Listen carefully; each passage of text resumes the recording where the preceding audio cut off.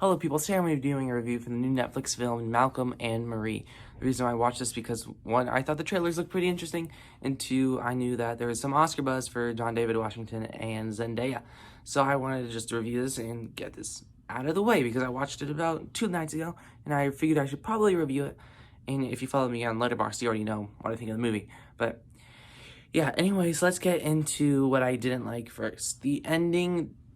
The movie overall goes around in circles, and circles, and circles, and circles, and circles, the whole entire runtime.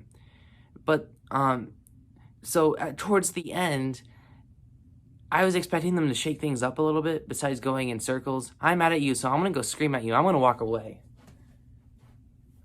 And then it goes like, no, don't you dare yell at me. And he says, oh, I'm gonna yell at you. That's the whole entire movie, is them going back and forth, leaving the room, getting distracted, and then finding a way back to the argument. And so we saw that the whole entire movie. And then towards the ending, I was like, okay, maybe they'll switch things up a little bit. And they didn't necessarily switch things up that much. So I was like, I kind of felt short-handed by the end because I was like, oh, okay. I expected it to be at least a little bit of a conclusion, but it was just an argument movie. And those are really my two biggest problems with the movie, and I'll get into what I did like. The John David Washington and Zendaya give the best performance duo I have seen since Marriage Story. When it's not, no, they both give fantastic performances. Zendaya and John David Washington. I've seen better performances in this award season, but for a performance duo, this is the best I've seen since Marriage Story of 2019 with Adam Driver and Scarlett Johansson. And they really did a good job on screen together. Yeah, most people didn't find this movie intriguing. When I looked at the reviews after I wrote mine on Letterboxd, I decided to go see what other people were thinking. And I was fairly shocked to see that it has a 58 on Rotten Tomatoes because I strongly disagree with that score. I think it deserves a lot higher of a score, to be completely honest. I thought it was intriguing from beginning to end. Maybe towards the last couple 10-20 minutes, like I said, where they didn't really change things up that much, it kind of dragged. But I always say to myself, how much am I invested? And I always say to myself, if we lost power right now, how upset would I be? And I was thinking about it, I'm like, I'd be pretty upset if I lost power right now because their performances is really what held up this movie. The cinematography, wow. The way that they just, you would think they can't really play with a house that much. It's just a house.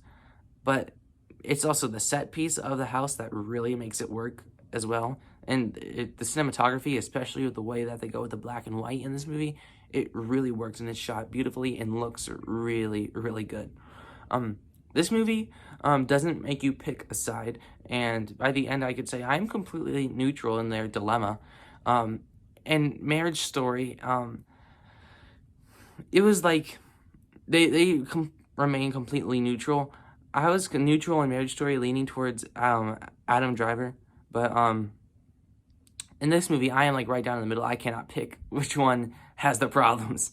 But yeah, even though I do say this movie goes in circles, and you probably thought I meant as a bad thing, for the first hour and 20 minutes, I think this going around in circles kind of worked. From a storytelling perspective, it's not the best idea, but the writing that and the actors that they put behind it actually make it work for a good portion of the runtime. The way that they go in circles for the first hour and 20 minutes actually really does work for me. They go in circles, but it also shows how terrible their relationship is at that moment because they go in circles, but it's not going anywhere, but it breaks down what you need to know about them. So I could see people not liking that, but I think it worked for this particular characters and this particular story as well. But so that's why I put down in my notes, it masterfully goes in circles. I know a lot of movies make that mistake, go in circles, and nothing that is necessarily accomplished. But this movie goes in circles, giving you a little bit more information about their backstories, a little bit more at a time. So it's almost like, okay, we'll get more information about that once we go in the next circle. But yeah, but like I said, what keeps this movie up for me is the actors make this script work for most of the movie. The cinematography is beautiful. It doesn't make you pick a side, and yeah, like I said, it makes it work even though it's not the best on page. And I really did like this movie. I know a lot. I kind of wanted to sound like I didn't like it for the first couple minutes of my review, but I'm gonna go ahead and give this movie an 8.9 out of 10.